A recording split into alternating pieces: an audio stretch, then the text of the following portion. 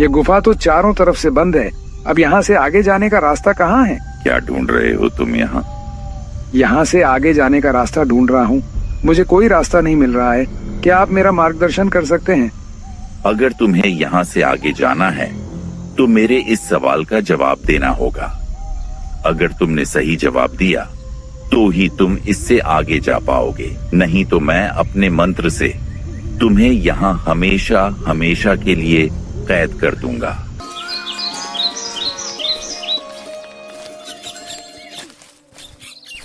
एक गांव में मनोहर अपनी पत्नी और अपनी बूढ़ी माँ के साथ रहता था।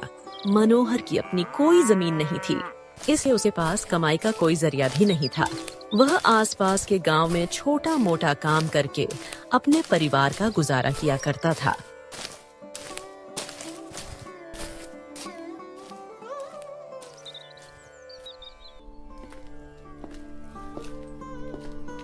बेटा मनोहर, आज दिन भर कैसा रहा? क्या कोई काम मिला? हाँ माँ, आज पास के गांव में खेत में काम मिला था। थोड़ा सा पैसा कमाया, लेकिन ये रोज का नहीं है। सोच रहा हूँ कि कब तक ऐसे चलेगा। कोई स्थायी काम होता तो अच्छा होता। तुम दिन भर इतनी मेहनत करते हो, पर फिर भी कमाई पूरी नहीं होती। घर का खर्चा दिन प्रतिदिन बढ़ता जा रहा है। हम कब तक इस तरह जी पाएंगे बेटा? धीरज रखो माँ, मेहनत कभी व्यर्थ नहीं जाती। हम गरीब जरूर हैं, पर ईमानदारी से कमाई गई रोटी में भगवान का आशीर्वाद होता है। जल्द ही सब कुछ अच्छा होगा। पर माँ, मैं समझता हूँ कि भगवान हमारे साथ हैं, लेकिन कभी कभी लगता है कि कितना भी मेहनत कर लूं सब बेकार जाता है। अगर गांव में कुछ और करने का मौका मिलता तो हमें शायद इतनी दिक्कत ना होती। क्या पता कहीं और जाकर कुछ अच्छा काम मिल जाए। बेटा, अवसर खुद चलकर नहीं आते। तुम खुद कोशिश करो, कुछ नया सोचो। हो सकता है कहीं से मदद मिले। भगवान पर भरोसा रखो और साथ ही अपनी मेहनत में कोई कमी मत छोड़ो। तुम ठीक कह रही हो माँ। कल से मैं और काम ढूंढने की कोशिश करूंगा। कुछ ना कुछ रास्ता तो जरूर निकलेगा। मनोहर अगले दिन फिर काम की तलाश में निकल पड़ता है। बड़ी बाजार चलता हूँ, वहाँ शायद काम मिल जाए। ये जंगल वाला रास्ता ले लेता हूँ, इससे जल्दी पहुँच जाऊंगा। ऐसा सोचकर मनोहर जंगल के रास्ते निकल पड़ता है। मनोहर चल ही रहा था कि उसे रास्ते में एक पक्षी जमीन पर पड़ा हुआ दिखता है। जब मनोहर उसके पास जाता है तो वहाँ एक चील घायल अवस्था में पड़ा हुआ था। मेरी मदद करो, कोई मेरी मदद करो, बचाओ कोई मुझे। अरे तुम बोल सकते हो, ये कैसे संभव है? हाँ, मैं एक बोलने वाला चील हूँ। मैं इस जंगलों के रास्ते से गुजर ही रहा था कि तभी इस पेड़ की घनी टहनी से मेरे पंख टकरा गए और घायल होकर मैं नीचे गिर गया। मेरी मदद करो। ठीक है, मैं तुम्हारे घाव को भरने के लिए आसपास कुछ जड़ी बूटियां ढूंढता हूँ। मनोहर जंगल में से कुछ नीम की पत्तियों को तोड़ कर लाता है और उसको अपने हाथों में मसलकर उस चील के पंखों पर लगा देता है, जिससे चील को थोड़ी राहत मिलती है। चील उड़ने की कोशिश करता है, मगर दर्द की वजह से वह उड़ नहीं पाता। तुम्हारे चोट अभी भरा नहीं है, इसलिए शायद तुम्हें अभी उड़ने में दिक्कत होगी। अगर तुम चाहो तो कुछ दिन मेरे घर रुक सकते हो। जब तुम्हारा घाव भर जाए तो तुम चले जाना। इस घायल अवस्था में अगर तुम यहाँ इस जंगल में रहोगे तो यहाँ तुम्हें जंगली जानवर का खतरा हो सकता है। मनोहर की बात मानकर चील उसके साथ चल पड़ता है।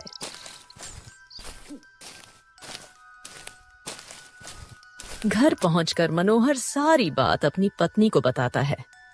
ये तो आपने बहुत अच्छा किया जो इस पंछी को यहाँ ले आए। जंगल में इसके लिए बहुत खतरा हो सकता था, लेकिन एक बहुत बड़ी मुश्किल है। कैसी मुश्किल नीलम? हम तो शाकाहारी हैं, हम सिर्फ अनाज खाते हैं। हम इस पंछी के खाने का इंतजाम कैसे करेंगे? हम मांस मछली तो छूते भी नहीं हैं। ये बात तो तुम सही कह रही हो नीलम।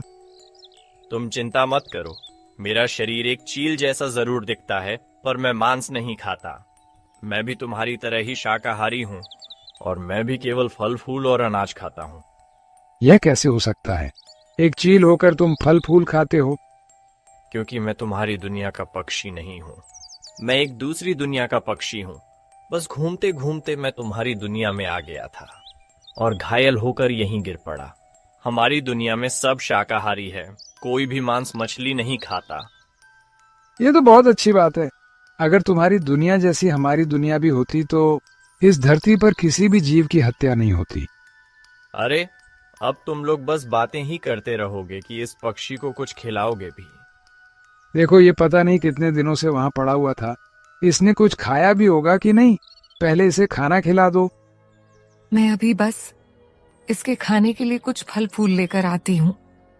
नीलम चील के सामने कुछ फल रख देती है और वह झटपट उन फलों को खा लेता है। चलो अब हम सब भी खाना खा लेते हैं। हाय रे गरीबी, ना जाने भगवान ने हमारी किस्मत में क्या लिखा है। हमें पूरी जिंदगी क्या इस गरीबी में ही बितानी पड़ेगी। नीलम, तुम ऐसा क्यों कहती हो? मैं इतना तो कमा ही लेता हूँ कि तुम सबका 2 वक्त का पेट भर सकूं। क्या बस 2 वक्त की रोटी से ही आप अपने बच्चों का भविष्य बनाएंगे? नीलम, तुम चिंता मत करो। तब के लिए तुम अभी क्यों चिंता करती हो? जब वह वक्त आएगा तब हम कुछ ना कुछ कर ही लेंगे। उन दोनों की यह बातें वह चील सुन रहा था। तभी वह बीच में बोल पड़ता है। अगर तुम सच में इस गरीबी से निजात पाना चाहते हो तो मैं तुम्हें अमीर होने का रास्ता दिखा सकता हूँ। हम अमीर हो सकते हैं? भला वह कैसे? क्या आप हमें अमीर होने का रास्ता बता सकते हैं? मेरी बात ध्यान से सुनो। यहाँ से 12 किलोमीटर दूर सत्यपुरम नाम का जंगल शुरू होता है। उस जंगल के अंदर तुम्हें चलते जाना है। जैसे जैसे तुम उस जंगल के अंदर चलते जाओगे तुम्हें वहाँ बहुत सारी बाधाएं आएंगी। अगर तुम उन बाधाओं को पार करके आगे निकल जाते हो तो तुम उस खजाने तक पहुँच सकते हो। लगता है इस पक्षी को भगवान ने हमारे लिए ही भेजा है। तो ठीक है, मैं कल सुबह ही सत्यपुरम के जंगलों के लिए निकल जाऊंगा।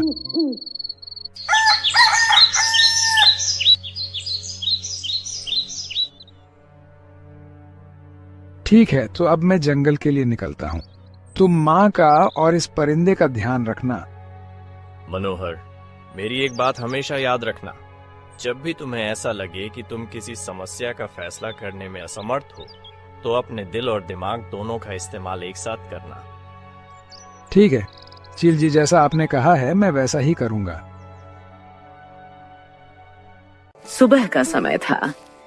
मनोहर जंगल के रास्ते से होता हुआ सत्यपुरम के जंगलों की ओर जा रहा था।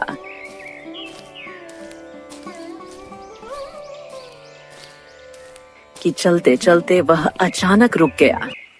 उसने सामने देखा तो एक बड़ी सी नदी थी और आसपास कोई नाव नहीं थी। हे भगवान, अब मैं क्या करूं? यहाँ तो नदी पार करने का कोई भी साधन नहीं है और मुझे तो नदी पार करना भी नहीं आता। अब मैं नदी पार कैसे करूंगा? यहाँ आसपास उस पार जाने का कोई दूसरा रास्ता भी नहीं दिख रहा है। मनोहर इतनी बातें कर ही रहा था कि तभी उसके सामने एक राक्षसी आ जाती है।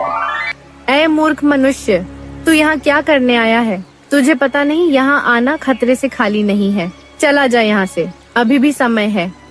मैं यहाँ खजाने की तलाश में आया हूँ और मैं यहाँ से खजाना लेकर ही जाऊंगा। तो मेरे एक सवाल का जवाब दे। हाँ, मैं आपके सवाल का जवाब देने को तैयार हूँ। तो ठीक है, मेरा सवाल है, दुनिया में सबसे शक्तिशाली चीज क्या है और दुनिया में सबसे शक्तिशाली चीज क्या हो सकती है? मनोहर बहुत दिमाग लगाता है और अंततः उसे इस सवाल का जवाब मिल जाता है। सबसे शक्तिशाली चीज है समय। समय के आगे ना कोई राजा टिक सकता है, ना कोई राज्य। सब कुछ समय के अनुसार बदलता रहता है। तुम सच में एक बुद्धिमान मनुष्य हो। तभी राक्षसी अपनी जादुई शक्ति से एक नाव प्रकट करती है। इस नाव में बैठकर तुम अब इससे आगे का सफर तय कर सकते हो।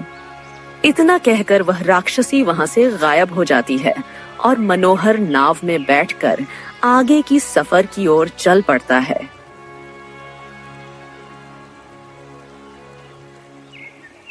सफर बहुत ही सुंदर था।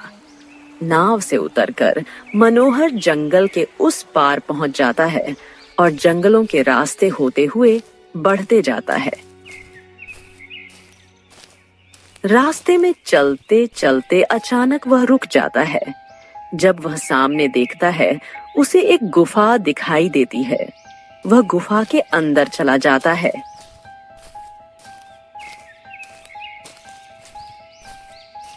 ये गुफा तो चारों तरफ से बंद है। अब यहाँ से आगे जाने का रास्ता कहाँ है? मनोहर इतना कह ही रहा था कि तभी उसके सामने एक तांत्रिक प्रकट होता है। क्या ढूंढ रहे हो तुम यहाँ? यहाँ से आगे जाने का रास्ता ढूंढ रहा हूँ। मुझे कोई रास्ता नहीं मिल रहा है। क्या आप मेरा मार्गदर्शन कर सकते हैं? अगर तुम्हें यहाँ से आगे जाना है तो मेरे इस सवाल का जवाब देना होगा। अगर तुमने सही जवाब दिया तो ही तुम इससे आगे जा पाओगे, अन्यथा नहीं तो मैं अपने मंत्र से तुम्हें यहाँ हमेशा हमेशा के लिए कैद कर दूंगा। हाँ, मैं आपके सवाल का जवाब देने के लिए तैयार हूँ। तो बताओ, सबसे बड़ा सच क्या है? मनोहर ने फिर अपने दिमाग के घोड़े दौड़ाया और फिर गहरी विचार में पड़ गया। लंबी सोच विचार कर उसने कहा, सबसे बड़ा सच है मौत। चाहे कोई कितना भी अमीर, ताकतवर या बुद्धिमान हो, एक दिन हर किसी को मरना ही है। तुमने बिल्कुल सही जवाब दिया। तुम सच में काफी बुद्धिमान प्रतीत होते हो। इतना कहते ही गुफा का दरवाजा खुल जाता है। यह लो, यहाँ से आगे का दरवाजा तुम्हारे लिए खुल चुका है। अब यहाँ से आगे की यात्रा तुम प्रारंभ कर सकते हो। इतना कहकर वह तांत्रिक वहां से गायब हो जाता है।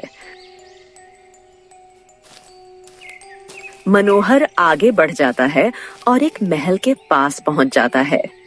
अरे, ये तो महल आ गया। लगता है कि किसी राजा का महल है। चलो चल के देखा जाए। शायद मेरा तीसरा सवाल यही मिलेगा। मनोहर महल के अंदर चला जाता है और महल के सैनिकों से कहता है वह यहाँ तीसरी पहेली का जवाब देने आया है। सैनिक इस बात की सूचना राजा को देते हैं। अच्छा, कौन है वह महान पुरुष जो हमारे इस सवाल का जवाब देने आया है? हम भी तो मिले, भेजो उसे अंदर।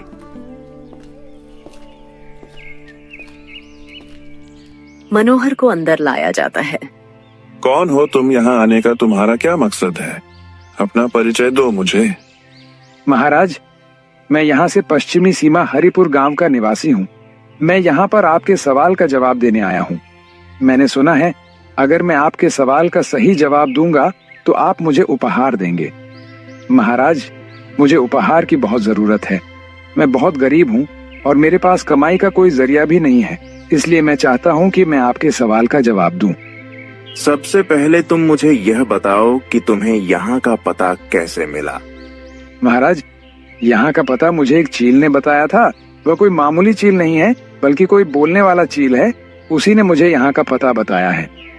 अच्छा, तो बताओ, अगर तुम्हें अपने जीवन में केवल एक बार किसी एक चीज को चुनने का मौका मिले, धन, प्रेम या ज्ञान, तो तुम क्या चुनोगे? मनोहर सोच में पड़ जाता है। उसको इस पहेली का जवाब नहीं सूझ रहा था।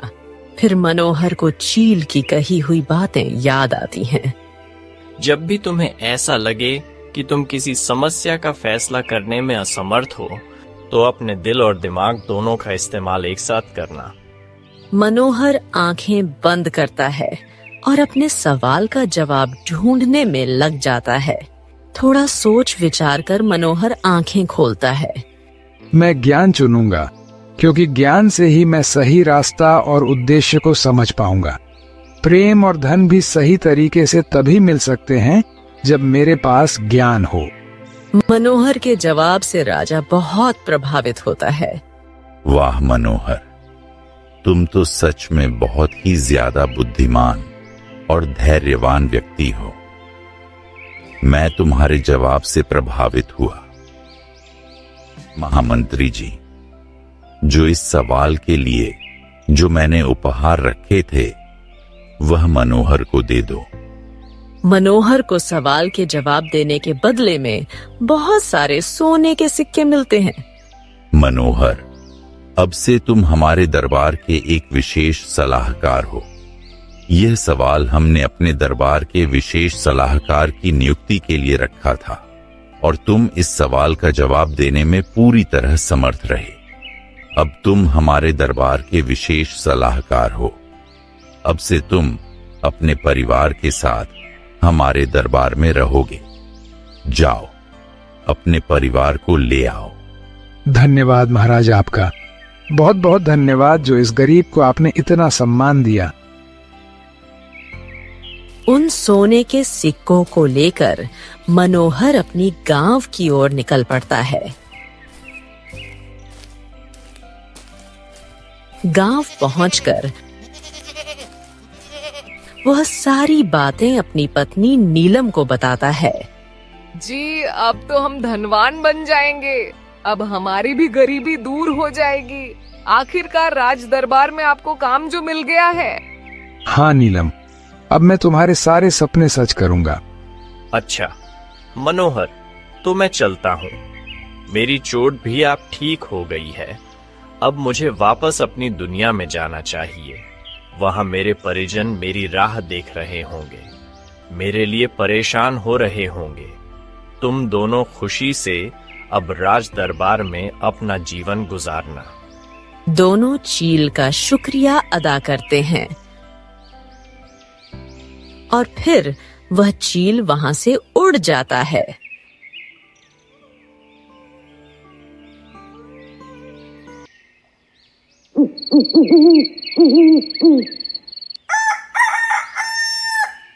किशन भी अपने परिवार के साथ महल पहुंच जाता है। वहां उसके परिवार को एक सुंदर सा कक्ष मिलता है। फिर क्या था, उस दिन से उनके जीवन में खुशियों की बहार ने दस्तक दी।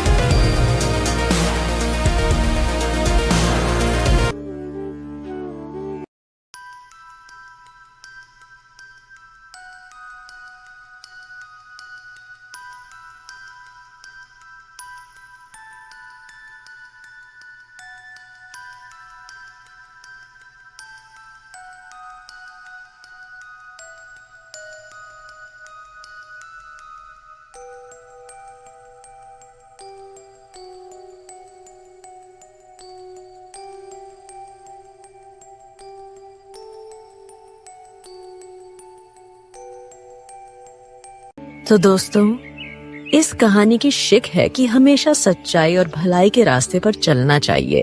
और कहानी पसंद आई है तो प्लीज वीडियो को लाइक करके चैनल को सब्सक्राइब जरूर करें, क्योंकि दोस्तों हम ऐसे ही मोरल कहानियां हमेशा इस चैनल पर लाते रहते हैं। आपका बहुत बहुत धन्यवाद।